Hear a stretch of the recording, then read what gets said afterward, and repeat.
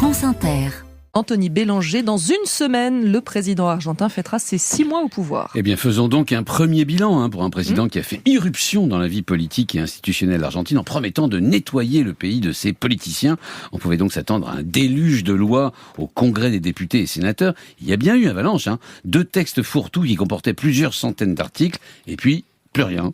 Mais vraiment plus rien. Les textes sont encalminés dans l'une ou l'autre chambre sans qu'aucun n'ait jamais été soumis au vote. En clair, en 6 mois de présidence, pas un seul texte, pas une seule loi n'a été promulguée. Rien, nada. Alors certes, il a pu user de ses pouvoirs exécutifs pour taillader dans les dépenses publiques, mais sans l'accord du Parlement, impossible de réformer en profondeur. Mais pourquoi ça bloque ? Eh bien, sa coalition ne dispose que d'un parlementaire sur 6 et aucune des 26 provinces.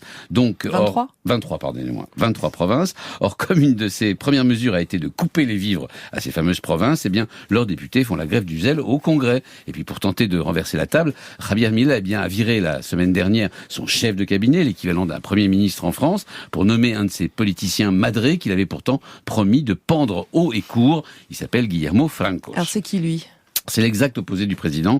Javier Milei est un passionné d'ésotérisme qui a été jusqu'à insulter le pape. Guillermo Francos est catholique qui, enfant, a eu pour professeur un certain Bergoglio, futur pape François. À 74 ans, Guillermo Francos est un politicien de carrière, sachant parfaitement naviguer dans les méandres troubles de la vie politique à l'Argentine, quand le président avoue lui-même ne rien y comprendre. Alors, pour revenir là à ces 6 mois de présidence, il a fait quoi, Javier Milei, depuis le début de son mandat ? Eh bien, il a voyagé comme aucun autre président avant lui. En 6 mois, 7 voyages, tous à l'étranger et aucun dans un des voisins de l'Argentine. Le dernier, fin mai, l'a conduit à San Francisco. Il adore les États-Unis. Il est déjà allé 4 fois sur 7.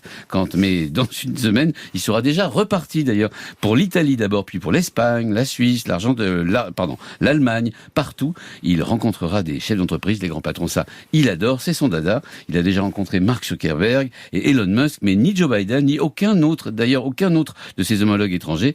La presse argentine, un peu taquine ou peut-être cruelle, lui a déjà trouvé un surnom sur mesure, le président offshore.